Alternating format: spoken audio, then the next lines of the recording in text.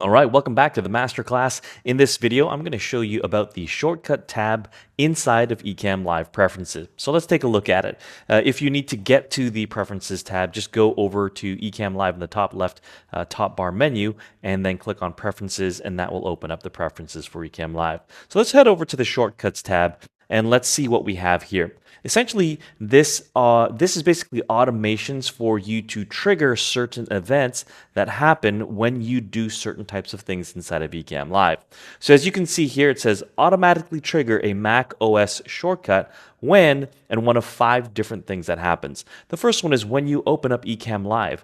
Is there a specific shortcut that I want to do? Now, I don't have any shortcuts set on my computer system, so nothing is showing up here. However, if you are familiar with Mac OS shortcuts, you can go ahead and go in there and add different triggers or different actions that happen when you open up Ecamm Live. So some of them may be going on air. Maybe you can open up an application, or maybe you can make a text message or WhatsApp message go out to your team or your group that basically says, I've now got Ecamm Live open. Now, you can also do that for when the broadcast starts. So when you actually go live, trigger this type of shortcut. Now, I have friends and colleagues that have these lights, these LED lights that basically says on air.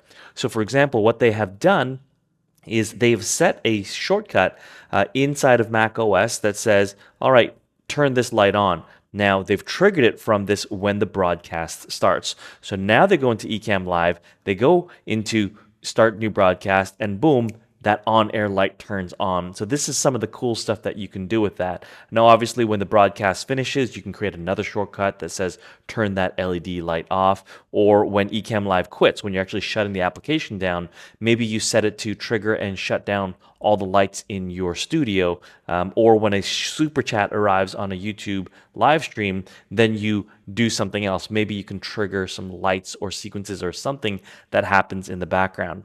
Now, this is all part of the Mac OS Shortcuts application, and so you need to be able to understand how to use that, and that's going to be available in another video when that's published. So make sure you subscribe and you hit the bell notification on this channel to get notified when we are actually publishing new content. And I promise you, shortcuts will be on there because we're going to do some really cool things in this new studio of ours. I hope you're really enjoying this Ecamm Live Masterclass, because this has been an absolute joy for me to actually create. And the reason why is because I just love Ecamm Live, and I love the whole aspect of content creation, and I hope that you do as well. So please go ahead, leave some comments below. Let me know how you feel about this. Let me know if you have other questions about the specific topic that I'm sharing in this video. And another thing that I really want you to do right now is I want you to go ahead and scan this QR code or click the link in the description below, because this is where I'm going to be housing not only just this Ecamm Live Masterclass, but a lot of cool extras that are not going to be found on YouTube.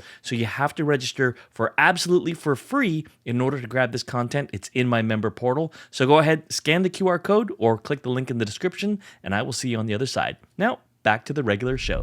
Now, there's a next video for you to take a look at, and that's about the remote control tab in the Ecamm Live Preferences panel. So I want you to go ahead and click on this video up here to visit that video, and we will see you again.